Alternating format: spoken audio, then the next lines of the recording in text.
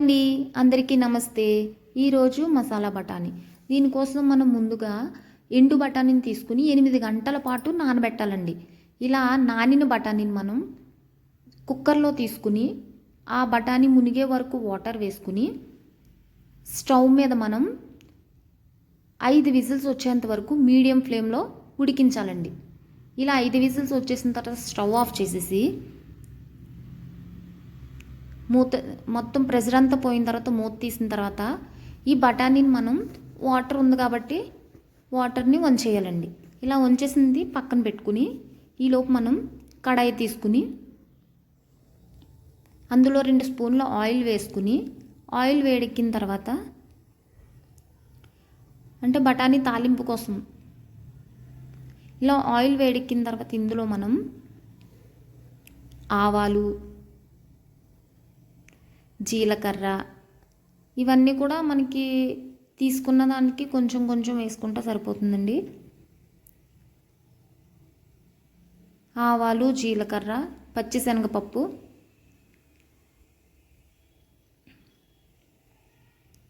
ఇవన్నీ ఒకసారి కలుపుకుని ఇందులో మళ్ళీ ఎండుమిర్చి,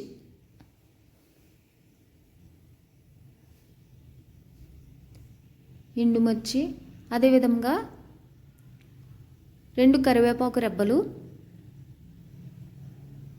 చీల్చుకుని వేసుకుంటే మనకి బాగుంటుందండి. ఇలా వేసిన తర్వాత ఇవి దోరగా వేగిన తర్వాత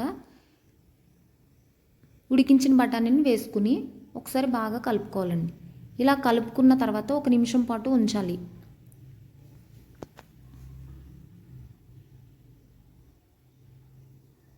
ఇలా 1 నిమిషం అయిన తర్వాత అందులో సరిపడా సాల్ట్, ఉప్పు కూడా మొత్తం బఠానీ అంతా కలిసేలాగా కలపాలండి.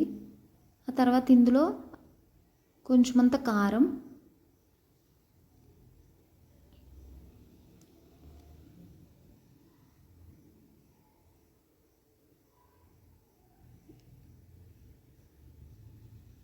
ఇలా మొత్తం అంతా కలిసేలా కలిపిన తర్వాత ఇందులో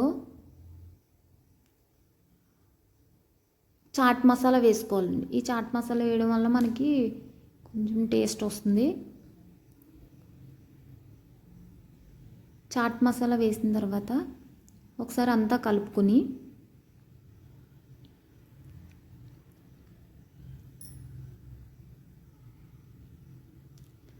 చాట్ మసాలా, ఉప్పు, కారం ఇవన్నీ వేసిన తర్వాత 1 నిమిషం పాటు స్టవ్ మీద ఉంచాలండి, సిమ్లోనే. అంతేనండి, రెడీ మసాలా బఠానీ. ఈ వీడియో కనుక మీకు నచ్చినట్లయితే నా వీడియోకి లైక్ చేయండి. Thank you for watching.